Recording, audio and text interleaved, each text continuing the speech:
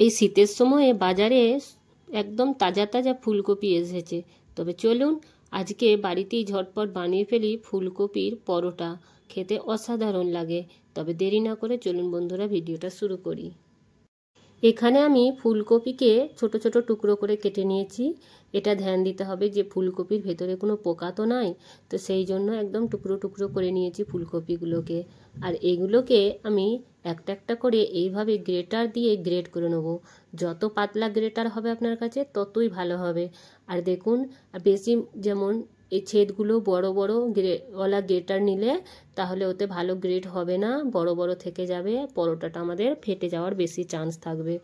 তো এইভাবে পাতলা ছোট ছোট ছেদওয়ালা গ্রেটার দিয়ে আমাদেরকে কপিগুলোকে সুন্দর করে গ্রেট করে নিতে হবে।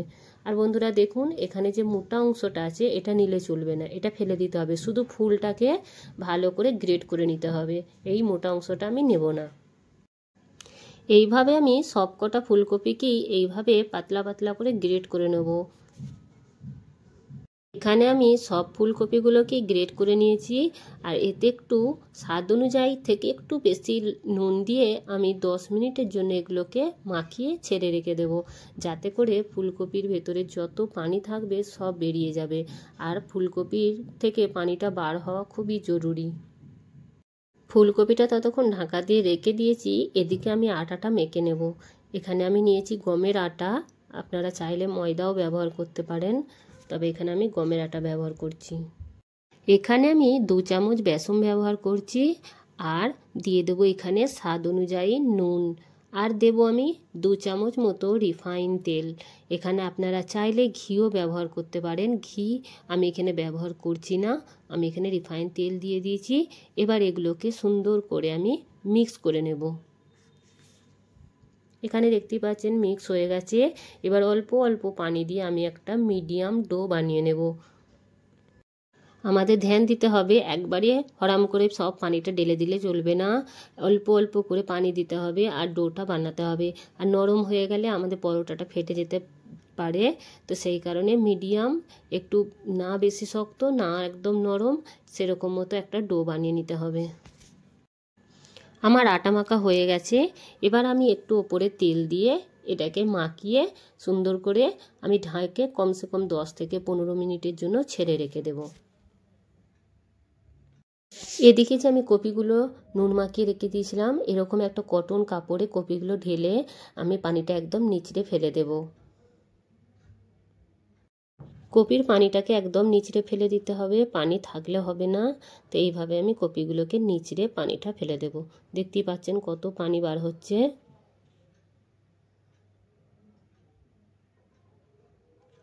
এই পানিটাকে ফেলে দেব আমি, দিয়ে অন্য একটা পাত্রে আমি এই কপিগুলোকে ঢেলে নেব।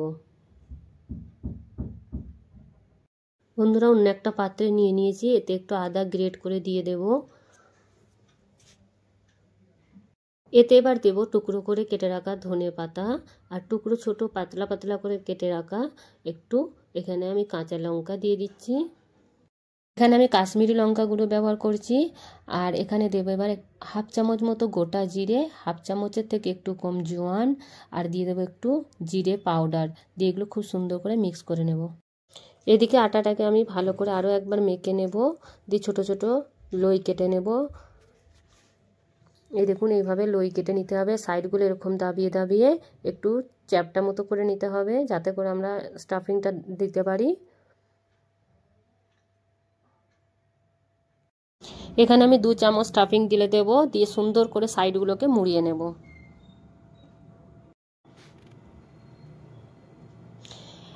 এক হাতে করে স্টাফিংটা আমাদেরকে একটু দাবিয়ে দাবিয়ে ভেতর দিকে ডালতে হবে, আর এক হাতে করে আমাদেরকে সাইডটা পাতলা পাতলা করে একটু মুড়িয়ে মুড়িয়ে দিতে হবে।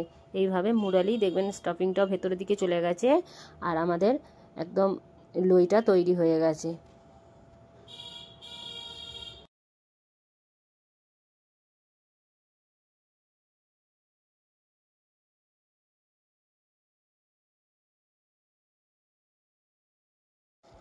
এইভাবে একটু যে বাঁচা অংশটা থাকবে সেটাকে একটু রেখে নিতে হবে, সাইডে তুলে নিতে হবে, আর না হলে ওইখানটা হয়তো ফাটতে পারে। এইভাবে দাবিয়ে দাবিয়ে একটু লই বেনে নিতে হবে। এবার আমরা এটাকে শুকনো আটা দিয়ে বেলে নেব।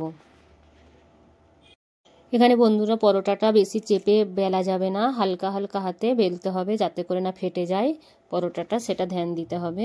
হালকা হালকা হাতে আমাদেরকে এগুলো বেলে নিতে হবে। পরোটা বেলা হয়ে গেছে বন্ধুরা, এবার আমি এগুলোকে সেঁকে নেব।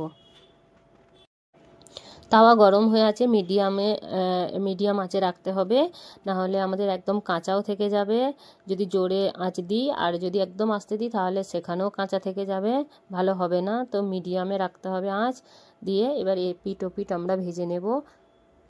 বন্ধুরা এপিট ওপিট আমি মিডিয়াম আঁচে দিয়ে ভেজে নিয়েছি, পরোটাটা সেঁকে নিয়েছি যাতে করে কপিগুলো ভেতরে আমাদের হয়ে যায়, আর না হলে কপিগুলো কাঁচা থেকে যাবে। আর এখানে আমি ঘি দিয়ে একটু পরোটাগুলো লাল লাল করে ভেজে নেব। আপনারা চাইলে রিফাইন তেলও ব্যবহার করতে পারেন, তবে ঘিয়ের টেস্টটা বেশি আসে। তো এখানে আমি ঘি দিয়ে লাল লাল করে ভেজে নিলাম। এইভাবে আমি সব কটা পরোটাই ভেজে নেব বন্ধুরা। যদি ভিডিওটা আপনাদের ভালো লেগে থাকে তাহলে লাইক, কমেন্ট, শেয়ার আর সাবস্ক্রাইব করতে মোটেও ভুলবেন না। ভিডিওটা দেখার জন্য অনেক অনেক ধন্যবাদ।